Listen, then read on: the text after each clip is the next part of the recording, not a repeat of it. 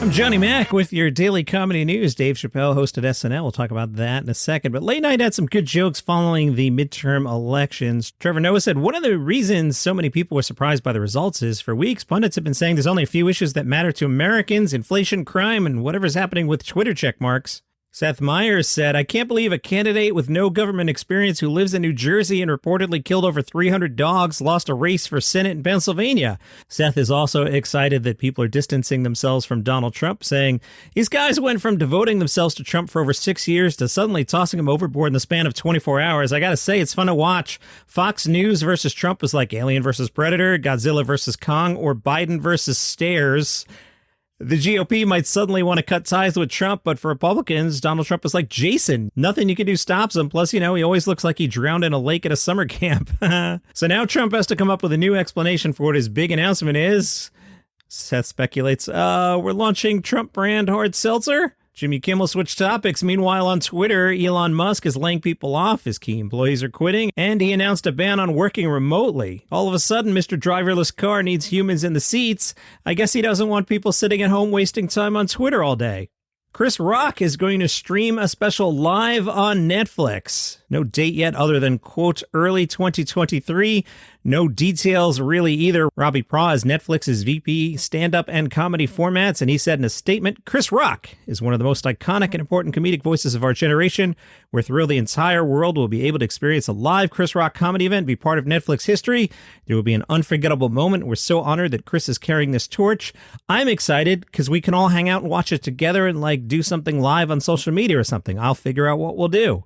Not really a story here, just a notion I've seen in the trades and heard on some podcasts. Is SNL having trouble getting hosts? If you think of who's hosted this year, yeah, maybe they have. It was also pointed out, usually they'll announce 3-4 hosts at a time, and they've been doing it kind of tight to airtime lately, so that's interesting. Well, this week's host was Dave Chappelle. I thought it was the funniest episode of the season. Chappelle opened with a statement he had prepared. He took out a piece of paper and he said, I denounce anti-Semitism in all its forms, and I stand with my friends in the Jewish community. And that, Kanye, is how you buy yourself some time. I loved it. Dave the whole time had a twinkle in his eye that he knew he was having a good time.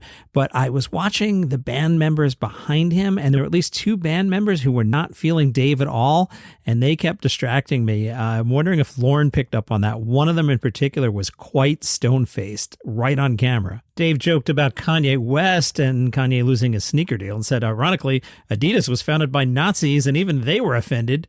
He had a good joke, too, about Kanye upsetting so many people that Kyrie got in trouble. Dave ended the monologue by saying, it shouldn't be this scary to talk about anything. It's made my job incredibly difficult, and to be honest with you, I'm getting sick of talking to a crowd like this. I love you to death, and I thank you for your support, and I hope they don't take anything away from me, whoever they are. There was also a House of the Dragon parody where Dave dusted off some characters from Chappelle's show. Dave set it up saying, I'm the biggest Game of Thrones fan. I love the new show, and I got to tell you, I love that they're including black characters, but to be honest, the black characters, they take me a little bit out of it with the old-time accents. It's a little jarring, where these people are from. Kenan Thompson came out as Lord Corlys the Sea Snake. They joke about him being at sea for a long time, and he said, of course, this is where my people are most comfortable, the ocean. We especially love being on ships. Don't have any concerns with ships or what might happen to us on ships. From there, the bit petered out a little bit. We did get to see Silky Johnson and the haters. It was nice to see the old characters, but it didn't really fly. The news was pretty good. Colin Jost with a good joke. I guess Biden's kind of like the Jurassic World of movies. Extremely successful despite a 42% rating. And I thought Sarah Sherman on the news was very, very funny. Best SNL of the season. Plenty of clips online. Bud Freeman, the comedy club pioneer who founded the original Improv in New York and gave earlier career breaks to the likes of Jay Leno, Robert Klein, Bette Midler, Richard Pryor, and Andy Kaufman, passed away at age 90. This story from the Hollywood Reporter, who say that early in his career, Jay Leno would drive all night from Boston every night of the week just to get 3 or 4 minutes at the Improv. Then he'd turn around and drive back from New York to Boston. And the Hollywood Reporter points out, that's 4 hours if you're lucky. I'd put it more at 4.5. One night, Jay shows up and says, excuse me, Mr. Friedman, 3 nights in a row now I've been driving from Boston. I can't get on. When can I get on? But Freeman said, wait a minute, you've been driving here and then driving back? You're on next. Bud said it was the smartest move he ever made.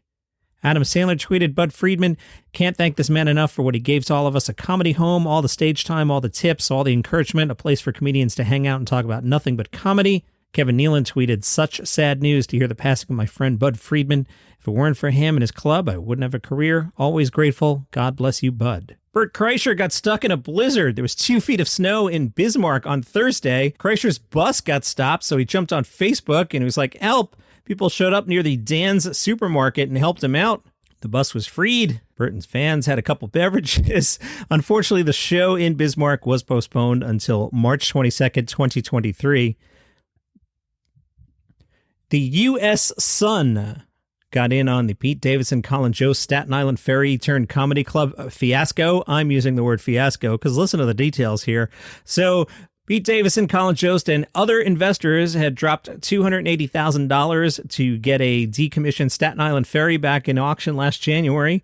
An insider has said this is an extremely expensive undertaking, from refurbishing the vessel to finding a mooring. They're looking at several $1 million that will need to be sunk into the project easily. I'm not sure sunk was the right choice of words there. First off, every ferry built before 1965 had asbestos, so you have to mitigate any dangers there. As far as roaches, you have a passenger ferry where people throw trash under the seats, and even with the best of extermination services, it's hard to stay ahead of that. But now that the ferry's no longer in service, the vermin should get cleaned up pretty easily with a good exterminator, but keeping them at bay once the food and passengers are reintroduced is going to be an ongoing battle on this ship.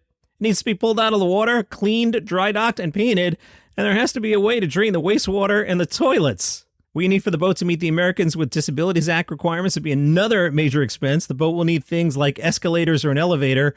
They're going to have to retrofit the whole inside of the vessel, including the kitchen, and then making the bathrooms something that people actually want to use. It's another massive undertaking. Oh, wait, there's more. If they end up wanting to go anywhere along the New York City waterfront, and especially in an area like Manhattan, docking the ferry is going to be astronomically expensive. Jeez. And let's say they do all that. Hey guys, want to go to the Ferry Boat Comedy House in Staten Island because someone's playing there tonight? No. I've lived in Queens. If you're in Queens, you don't want to go to Staten Island. I live in New Jersey. If you're in New Jersey, you don't want to go to Staten Island. I've worked in Manhattan. You don't want to go to Staten Island. So I don't know who's going to this thing or where they're going to put the ferry. Colin Jost cracked some jokes about it, and he said, financially, it's going great. We're printing money. It's our own money. It's ferry bucks, but we're printing it, desperately hoping that a doc will take it for payment.